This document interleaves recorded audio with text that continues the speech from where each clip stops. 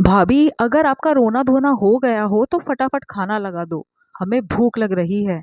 पता नहीं ऐसी रोनी सी सूरत क्यों बना रखी है। सब आपके भले के लिए कहते हैं, पर आपको तो हर बात का बुरा लग जाता है। ननद मानसी ने कहा। मधु अपने पल्लू से अपने आंसुओं को पोंछते हुए खाना परोसने के लिए बर्तन निकालने लगी। उसे देखकर मानसी बोली, अब थोड़ा हाथ भी जल्दी चला लीजिए। यह भूख के मारे मेरी और माँ की हालत खराब हो रही है। हमें खाना टाइम से खाने की आदत है। मधु को काम बताकर मानसी बाहर आ गई। बाहर आने के बाद अपनी माँ जानकी जी के पास बैठकर धीरे से उनके कान में बोली, माँ, अभी तक वो महारानी रो रही है। ये सुनकर अपना मुंह बिगाड़ते हुए जानकी जी बोली, आंसू बहाती है तो बहाने दे। हम क्यों चुप कराए? बहू है तो दो बातें सुननी भी पड़ेगी। बहू को ये सब सहना आना चाहिए। इतने में मधु खाने की थालियां लेकर बाहर आई तो दोनों माँ बेटी चुप हो गई।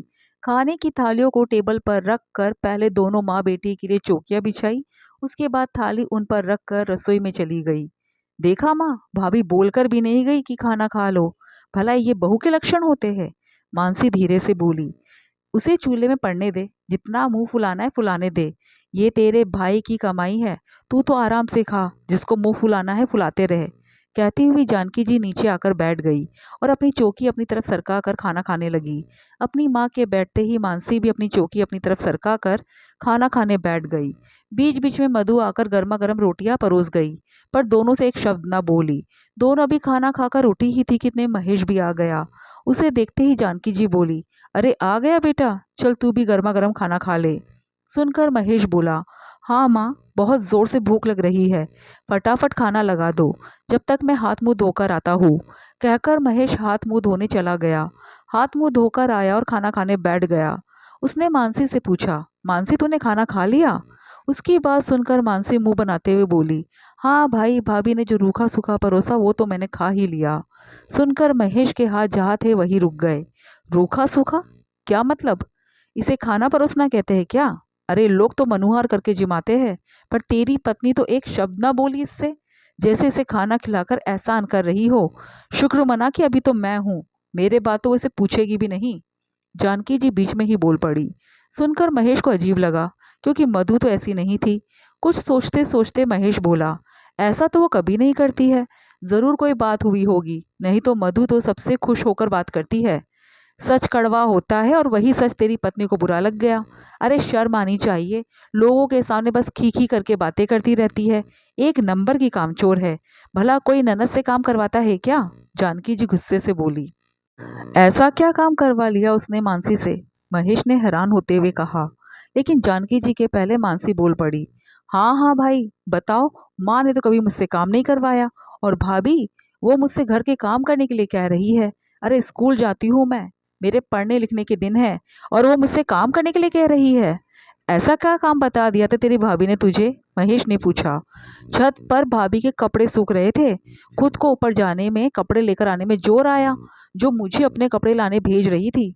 मैंने तो साफ साफ मना कर दिया। मैं ननद हूँ, छोटी हूँ तो क्या हुआ, दर्जा तो मेरा बड़ा है। मैं उनके कपड़े उठाने के लिए थोड़ी ना हूँ। मानसी शिकायत करते हुए बोली। मानसी, क्या तेरी भाभी रोज तुझसे कपड़े उठवाती है? नहीं ना। तो अगर आज उसने तुझसे मदद मांग ली तो मदद करने में परेशानी क्या थी तुझे?